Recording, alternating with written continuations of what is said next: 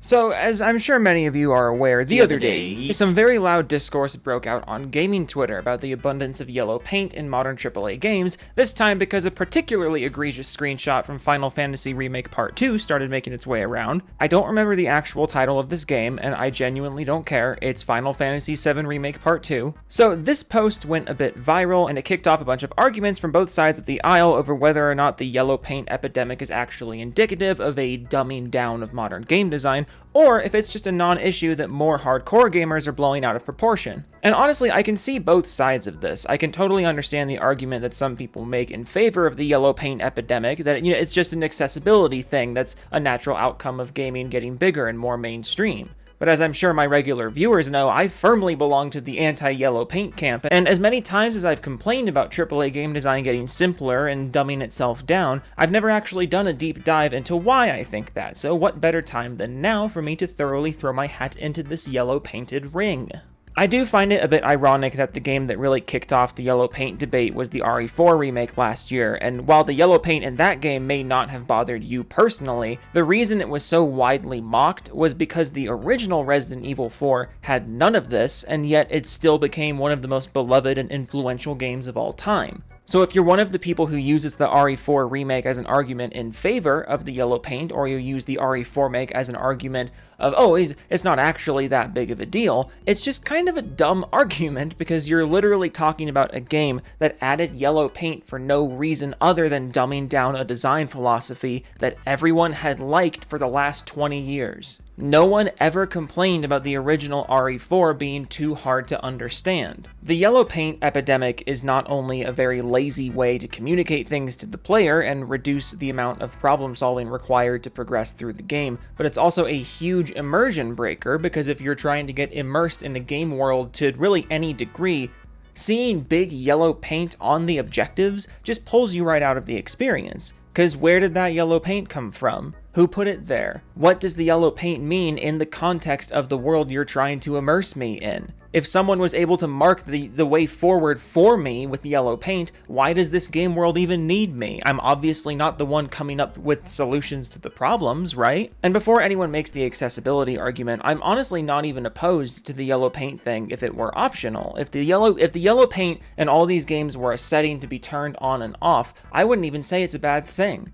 The yellow paint epidemic is not an issue being taken with accessibility features, it's an issue being taken with the core design of many AAA games being dumbed down and made less demanding in a way that fixes a problem that never was a problem before. See my previous point about the RE4 remake versus the original RE4, and how adding the yellow paint literally did nothing except reduce the difficulty of things that nobody had been struggling with since the original came out in 2005. But as for the creativity thing, or I guess the lack of creativity involved with the yellow paint thing, I want to draw your attention to a few games, those being Dark Souls 1 and Dead Space 1 and Batman Arkham City. Games that have a lot of exploration and initial figuring out of things for the player to do in order to progress beyond the first few hours, but these games still manage to do so without dragging the player along on a string, at least not explicitly. Dead Space is one of my favorite examples of this. The designers famously were faced with an issue where in early playtests, people didn't understand that the point of the combat was to blast the limbs off of the necromorphs. They were instinctively playing it like a normal shooting game, so they were aiming center mass or going for headshots, which in Dead Space isn't actually the intended experience. So rather than make the point of the game super blatant to them, they did stuff like this to communicate to the player that that's how they should be changing their strategy. And I saw some people on Twitter using this as evidence of gamers just being dumb and gamers always having been dumb, but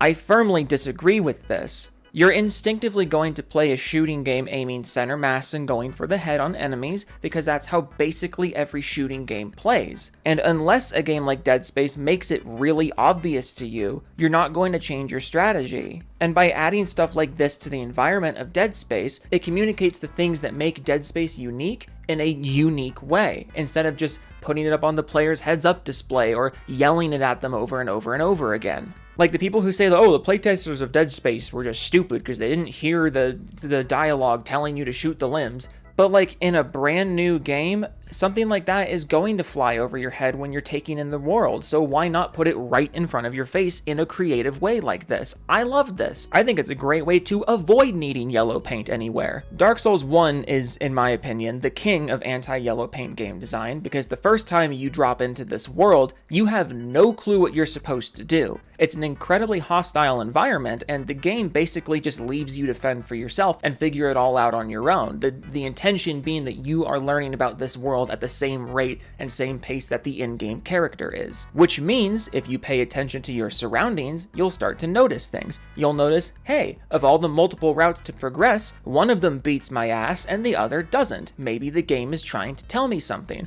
You'll notice, hey, I found a random key with a name that I don't understand, but like an hour ago, I found a door that was locked in one of these other spiderwebby routes. Maybe the game is trying to tell me something. You'll come across vague messages left by other players giving you little clues in a way that fits into the world without holding your hand and pointing at the thing that you're supposed to do. And Arkham City, I think, is just masterful open world design. How the game will be like, okay, we'll tell you what the next objective is, and we'll give you some vague understanding of what dastardly villain is behind it, but we're not really gonna give you much more than that. We'll point you in the right direction, we'll give you a nice little slap on the bum and point you in the right way, and maybe we'll lead you to the front door of the giant building the objective is located in. But beyond that, you're gonna have to pay attention to the environment. You're gonna have to map out the inside of this building yourself. The section in the museum early on in the main campaign of Arkham City with the Penguin always sticks out to me. Rather early in the main campaign, I assume everyone's played Arkham City, but in case you haven't, you're told that the next mission is in this museum, but once you actually open the front door of the museum, you're basically on your own. You have to map the museum by yourself and put together little set pieces and dialogue bits as to why you're there and what's actually going on and where you should be headed. The game holds your hand to get to the museum,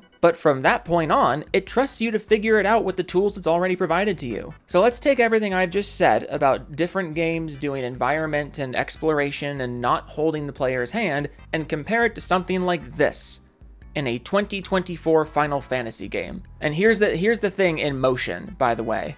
Because I really don't think a lot of people realize just how egregious this example of yellow paint is. Like, genuinely, what reason is there to paint the climbable ledges like this? What is the story or world context for this yellow paint to be here? What is the game design reason for yellow paint indicating something to be climbable instead of just, having climbable terrain? Because a lot of third-person games have mechanics like this, where you have to be on the lookout for certain kinds of ledges or certain grooves and certain walls that are easily blended into the environment, because those were the ledges that were climbable, and you have to be paying attention to the world just like your character would be. Again, look at Arkham City. If the ledge has a right angle, you can grab onto it. Look at Jedi Fallen Order. If the wall was grated or it had vines growing on it, you can climb it. The games gave you all the tools you needed to know which parts of the map were traversable without having to resort to lazy finger pointing like this. And going back to the RE4 example, the original RE4 established very quickly and very easily which kinds of barrels and crates would blow up, which ones would break, which ones might have stuff in them, and they trusted that once you experienced those things for the first time organically, you would remember them for the future, so there was no need to draw attention to them later in the game with big yellow paint. The reason people like me are so annoyed at the increase in handholding with AAA games is not because we don't want people to enjoy video games, or that we want games to be more obtuse with their game design, because again, I can see the argument from the other side. A lot of people are playing video games nowadays, and not everyone is going to be as attentive to little details in game worlds as those who regularly play games will be. And also, sometimes a bit of handholding in games is justified, because let's be real, some games are really bad at explaining what the fuck you're supposed to do in order to progress, and that's arguably even worse than holding your hand too much. But the middle ground between those two extremes is where video games are at their best, and that's something that a lot of AAA developers are losing sight of. We play games to feel like we are overcoming challenges, or solving problems, or taking part in an interactive world that no other entertainment medium can provide us. At a time when video games are getting more expensive and less reliable in terms of functionality, it gets really frustrating to see game design getting simpler and simpler, as those taking our money to provide us with these experiences seem completely unconfident in our ability to enjoy the medium that we're paying them to provide us with. We come to you for an experience, but you're essentially saying to us with this yellow paint, no, you don't actually want that experience, you want something less challenging. Bitch, if I wanted something less challenging, I would watch a movie. Toodles.